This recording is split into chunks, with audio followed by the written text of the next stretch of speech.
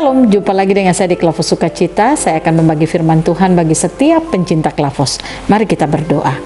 Kami siap mendengarkan firman-Mu, Roh Kudus tolong agar kami mampu untuk mengerti firman Tuhan dan memahaminya. Dalam nama Yesus kami berdoa. Amin. Bagian firman Tuhan kitab Esra pasal 9 ayatnya yang ke-7 sampai yang ke-9, demikian bunyi firman Tuhan.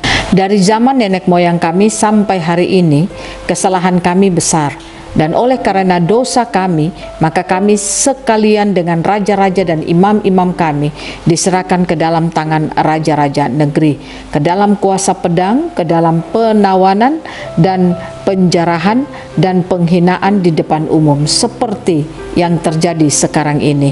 Dan sekarang baru saja kami alami kasih karunia daripada Tuhan Allah kami, yang meninggalkan pada kami orang-orang yang terluput dan memberikan kami tempat menetap di tempatnya yang kudus, sehingga Allah kami membuat mata kami bercahaya dan memberi kami sedikit kelegaan di dalam perbudakan kami. Karena sungguh pun kami menjadi budak, tetapi di dalam perbudakan itu kami tidak ditinggalkan Allah kami, yang membuat kami disayangi oleh raja-raja negeri Persia, sehingga kami mendapat kelegaan untuk membangun rumah Allah, dan kami menegakkan kembali reruntuhannya, dan diberi tembok pelindung di Yehuda dan di Yerusalem. Demikian jauh pembacaan firman Tuhan. Pencinta Klavos yang diberkati oleh Tuhan, kita tahu Allah kita adalah Allah yang pengasih. Allah selalu setia kepada janjinya. Apa yang telah Dia janjikan kepada kita, Dia pasti menggenapinya. Belajar lewat firman Tuhan, Allah berkata Dia tidak pernah meninggalkan kita menjadi yatim piatu. Dia akan selalu menolong dan menyertai seluruh kehidupan kita. Dia akan terus memberikan hidup kita ada dalam kehidupan rancangan yang luar biasa. Nah, oleh karena itu apa yang dikatakan Allah, Dia selalu setia untuk melakukannya. Belajar lewat firman Tuhan, ketika Esra berkata, Esra menyadari apa yang telah Tuhan lakukan bagi umatnya ketika umat ada di dalam pembuangan, tetapi Tuhan tidak pernah melepaskan umatnya.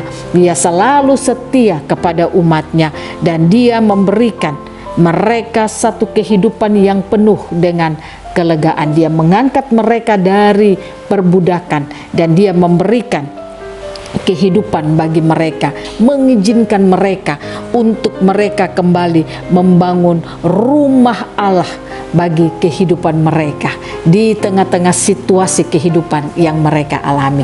Ini menjadi pelajaran bagi saudara dan saya, belajar kalau Allah kita yang kita sembah itu adalah Allah yang selalu setia. Oleh karena itu saudara tidak perlu stres dengan keadaanmu, engkau tidak perlu putus asa dengan situasi keadaan yang kau alami. Mungkin situasimu belum membaik, mungkin keadaanmu belum membaik.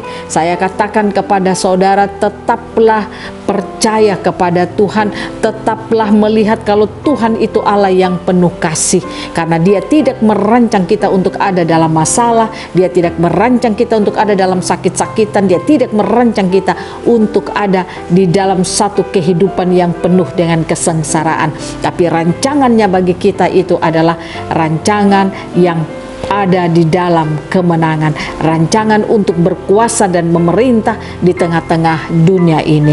Nah, oleh karena itu Allah akan terus ada dan senantiasa ada di dalam kehidupan saudara dan saya. Pertanyaannya, bagaimana supaya kita bisa hidup mengalami rancangan Tuhan itu dalam hidup kita, agar kita terus dapat mampu melihat kasih Tuhan di dalam hidup kita? Saya katakan yang pertama, saudara belajar untuk terus membuka hatimu kepada Tuhan. Artinya engkau terus memberikan hidupmu itu dikerjakan oleh kebenaran-kebenaran firman Tuhan. Jangan pernah keraskan hatimu, tapi izinkanlah Tuhan terus bekerja di dalam hidupmu. Karena ketika kita mengizinkan Tuhan bekerja di dalam hidup kita, kita bertumbuh di dalam kedewasaan, maka kita akan mengerti apa yang telah Tuhan berikan bagi kehidupan kita. Yang kedua, Saudara harus belajar untuk terus membangun kesadaran saudara kalau Tuhan itu selalu setia kepada janjinya. Kalau Tuhan itu adalah Allah yang tidak pernah meninggalkan kehidupan umatnya. Dia telah merancang hidup saudara dan saya itu luar biasa. Mari kita bangun kesadaran kita akan hal itu, sehingga situasi dan keadaan tidak membuat hidup kita menjadi buruk.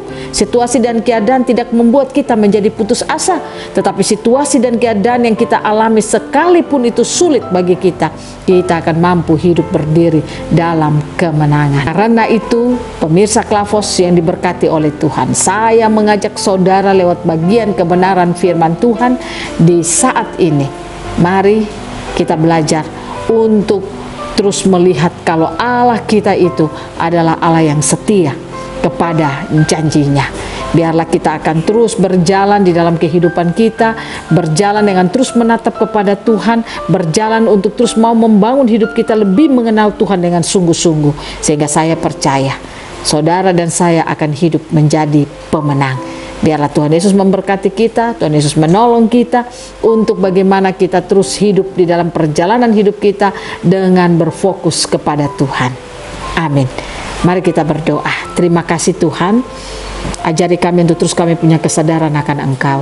Ajari kami untuk terus kami membangun hidup kami dalam kedewasaan Tuhan, sehingga kami percaya kami akan mampu melihat kasih Tuhan nyata dalam hidup kami.